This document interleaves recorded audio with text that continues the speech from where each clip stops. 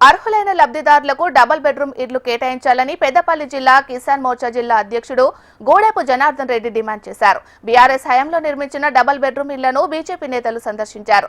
గత 10 ఏళ్ల బీఆర్ఎస్ పాలనలో ఒకరికి కూడా ఇల్లు ఇవ్వలేదన్నారు గూడెపు జనార్దన్ రెడ్డి. ఇందిరమ్మ ఇల్లు ఇస్తామని చెప్పిన కాంగ్రెస్ ప్రభుత్వం కూడా బీఆర్ఎస్ తోవలో అడుగులు వేస్తుందన్నారు. ఇందిరమ్మ ఇల్లు ఇస్తామని చెప్పిన కాంగ్రెస్ ప్రభుత్వం ఇప్పటి వరకు ఒకటి కూడా నిర్మించలేదని విమర్శించారు.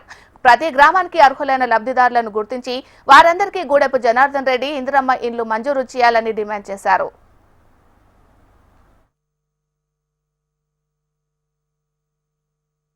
12 సంవత్సరాల కింద కేసీఆర్ గారు మేకపిల్ల ఏడుంటుంది, అల్లుడత్తేడు ఉంటుంది, కోడలు ఏడుంటుంది, కొడుకేడం అనుకుంటారని ఆశలు చెప్పి మీకు డబుల్ బెడ్రూమ్లు పక్కా డబుల్ బెడ్రూమ్లు నిర్మిస్తామని చెప్పి 1000 కోట్లు గుట్టలపైన చెట్లపైన ఇండ్ల నిర్మాణం చేస్తే అవి పిట్టలకును పుట్టలు పెట్టడానికి చెట్లకు అసంఘిక కార్యక్రమాలకే పాల్పడుతూ ఉన్నాయి.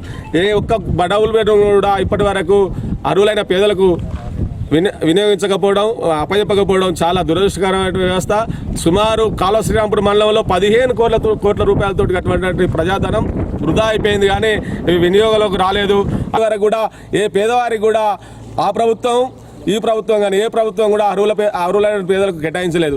అదేవిధంగా 5 లక్షల రూపాయల పక్కా ఇల్లు నిర్మాణం చేస్తాం, 2 రూములు రేకుల షెడ్ ఉన్నా కానీ 5 లక్షల రూపాయలు ఇచ్చి మేము ఇందిరమ్మ ఇల్లు నిర్మిస్తామన్నాడు రేవంత్ రెడ్డి. ఆయన కళ్ళబొల్లి మాటలు చెప్పి తుపాకి రాముడు మాటలు కేసీఆర్ గారు చెప్పి ఈ ప్రజాధనాన్ని వృధా చేస్తే, అదేవిధంగా ఇప్పుడు దొంగకోళ్ళు పట్టే పరిస్థితుల్లో దొంగకోళ్ళు పట్టే సీఎం ఎట్లుంటా అంటే ఇట్లనే ఉంటాడా అన్నట్టు. ఇప్పటి వరకు 2 సంవత్సరాలు పూర్తయింది.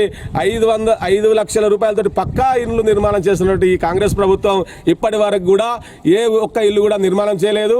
అరాకొర ఒక ఊరుకో 10 ఇల్లు ప్రకటించి అల్లలు సృష్టించడానికే కారణమవుతా ఉన్నది. అది కూడా అధికార పార్టీ నాయకులకు కొమ్ము కాస్తున్నటువంటి దగ్గర ఉన్నటువంటి వాళ్ళకి కొన్ని డబ్బులు తీసుకొని ప్రకటిస్తూ ఉన్నారు.